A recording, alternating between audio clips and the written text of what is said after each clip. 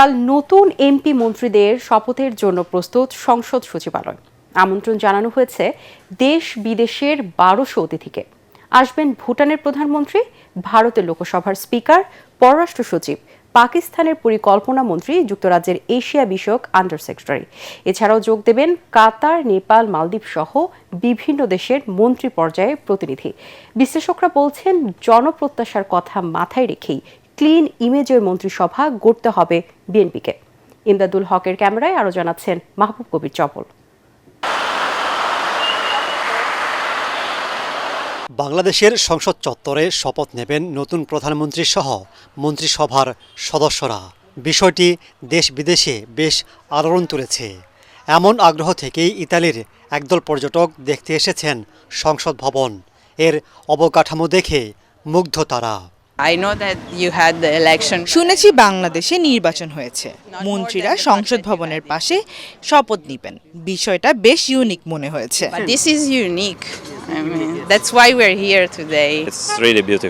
বাংলাদেশে এসে খুবই ভালো লাগছে, বিশেষ করে আপনাদের সংসদ ভবনটি সত্যি অসাধারণ। নতুন বাংলাদেশে যাত্রা শুরু হতে যাচ্ছে নতুন সরকারের। শুরুতেই নতুনত্ব আনতে চাচ্ছে বিএনপি।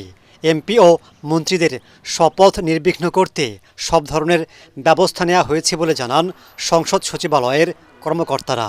শপথ হলো আমাদের এখানে হলো এমপি মহোদয়দের সংস্থা যাচ্ছে, ওটা ক্যাবিনেটে আমাদের প্রস্তুতি ওকে, আমরা কালকে নিতে পারবো ইনশাআল্লাহ। শপথ অনুষ্ঠানে ভারত, পাকিস্তান, চীন, তুরস্ক, সৌদি আরব, সংযুক্ত আরব আমিরাত, ব্রুনাই, মালয়েশিয়া, কাতার সহ ১৩ দেশের সরকার প্রধানকে আমন্ত্রণ জানিয়েছেন প্রধান উপদেষ্টা ডক্টর ইউনূস।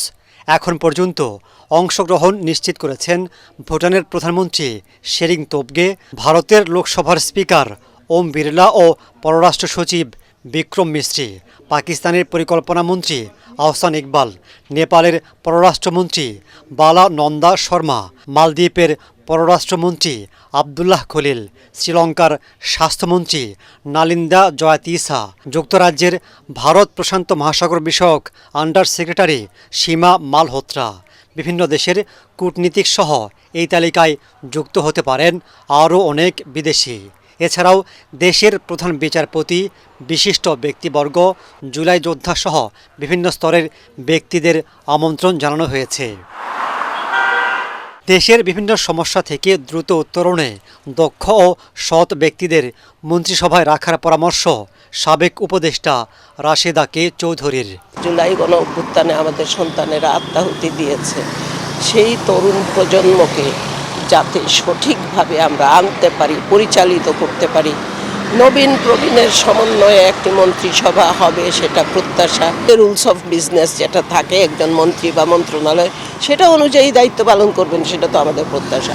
তো তারা আবার স্থানীয়ভাবে যদি নিয়োগ বাণিজ্য, ভর্তি বাণিজ্য এবং দখল বাণিজ্যের মধ্যে চলে যান, আগে যে ভুলগুলো মারাত্মকভাবে হয়েছে, আশা করছি যে সেটা হবে না। তিনি বলেন, আওয়ামী লীগের মতো বিএনপিও ভুল করলে খেসারত দিতে হবে, তাই সতর্ক থাকতে হবে প্রথম দিন থেকেই।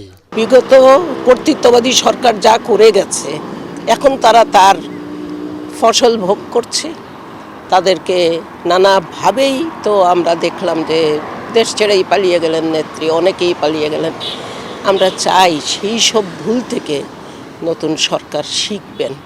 তারা নিজেরাও আগের সরকারে যে ভুল করেছেন, ইতিমধ্যে আমাদের সম্ভাব্য প্রধানমন্ত্রী তো বলেছেনই যে আমরা আগের ভুলগুলোর জন্য ক্ষমা চাই, ভুল করে থাকলে সেই ভুলগুলো থেকে শিক্ষা নেয়া। নতুন এমপি মন্ত্রীদের শপথে চমক দেখাতে যাচ্ছে বিএনপি। তবে চমকের পর তাদের জন্য চ্যালেঞ্জ অপেক্ষা করছে বলে মনে করছেন বিশ্লেষকরা, যেটার শুরু হবে দায়িত্ব নেওয়ার পর থেকেই, আর মানিয়ে নিতে হবে দ্রুত সময়ের মধ্যে। এদিকে আগামীকাল ৩ দফায় শপথ অনুষ্ঠিত হবে। নতুন মন্ত্রী সভার জন্য প্রস্তুত রাখা হয়েছে ৩৭টি বাড়ি। প্রস্তুত রাখা হয়েছে স্পিকার ও ডেপুটি স্পিকারের বাসভবনও। তবে প্রধানমন্ত্রীর বাসভবন তার ইচ্ছে অনুযায়ী প্রস্তুত করা হবে। সচিবালয়ের নিজ কার্যালয়ে সাংবাদিকদের একথা জানান গণপূর্ত উপদেষ্টা ও মন্ত্রিপরিষদ সচিব নাসিমুল গনি। তরিক ইসলামের রিপোর্ট।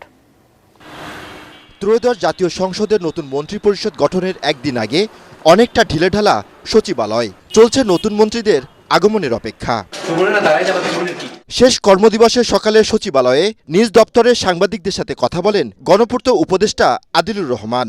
জানান নতুন মন্ত্রীদের জন্য প্রস্তুত রাখা হয়েছে 37টি বাড়ি। 37টা বাড়ি রেডি করে রেখেছি। Mintu road, hair road, Dhanmondi এবং গুলশান মিলিয়ে এই পর্যন্ত এটা রেডি আছে। প্রয়োজনে আরো কয়েকটা বাড়িও তৈরি করার প্রস্তুতি চলছে। অনেক জায়গাতে সংস্কারের উদ্যোগ নেওয়া হয়েছে, কিছু কিছু জায়গায় সংস্কার কমপ্লিট হয় নাই এবং সেগুলোও আশা করি কমপ্লিট হবে। এদিকে দুপুরের পর সাংবাদিকদের নবনিযুক্ত মন্ত্রিপরিষদ সচিব নাসিমুল গনি জানান, আগামীকাল 3 দফায় অনুষ্ঠিত হবে শপথ। সম্পন্ন হয়েছে সকল প্রস্তুতি। 2 দফায় আপনার সংসদ সদস্যদের শপথ হবে। একটা তো তারা সংসদ সদস্য হিসেবে শপথ নেবেন, তার পরবর্তীকালে এই যে আমাদের সংস্কার সেটার জন্য শপথ নেবেন এবং বিকেলে যে মন্ত্রিসভার শপথ হবে। তো সেটারই ব্যবস্থা করার জন্য আমরা এই মুহূর্তে উঠে পড়ে লেগে আছি ক্যাবিনেট ডিভিশন।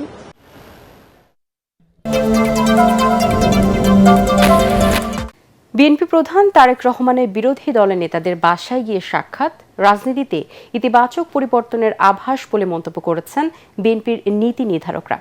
জামায়াতের নেতৃত্বে বিরোধী দল সংসদ ইতিবাচক ভূমিকা রাখবে বলে আশা প্রকাশ করে তারা বলেন, ছায়া মন্ত্রিসভা গঠনকেও স্বাগত জানাবে বিএনপি।